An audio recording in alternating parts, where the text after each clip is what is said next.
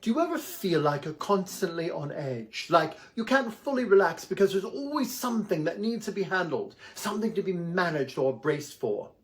That's not just stress, that's called survival mode. And if you've been in it long enough, you might not even realize you're still there. I'm Dylan Moore, author, cognitive behavior specialist, and advocate for women's emotional healing. Now let's talk about how to recognize when you're stuck in survival mode and how to begin healing chronic stress response. Let's recognize these patterns. These are signs that you're operating in survival mode. Now, if you've been living in constant fight or flight, you may notice you struggle to slow down. Rest feels unfamiliar, and guilt creeps in when you're not being productive. Ask yourself why. Maybe you overreact or underreact to stress. Small things make you snap, or you feel emotionally numb. Maybe you always feel behind. No matter how much you accomplish, it never feels like enough. You anticipate the worst. You prepare for things to go wrong before they happen. And you dismiss your own needs. You focus on keeping things together for others while neglecting yourself. But here's the truth. Your nervous system wasn't designed to live in constant emergency mode. You do not have to stay in survival mode. You deserve to feel calm, safe, and at peace. Now let's discuss the hidden costs and behaviors of how others may be benefiting from you remaining in a dysfunctional cycle. Has someone relied on you always being on while they stayed comfortable? If you handled everything, who doesn't have to step up?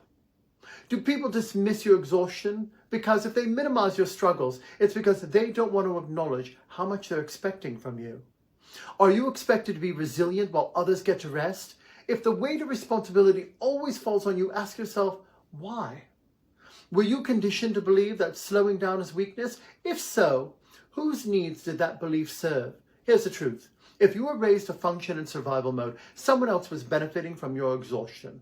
But you were not born to exist in constant state of stress. Now, how do we begin healing this chronic stress response? We recognize the survival patterns. The first step in acknowledging you're stuck in survival mode is just the way things are. Challenge that urgency.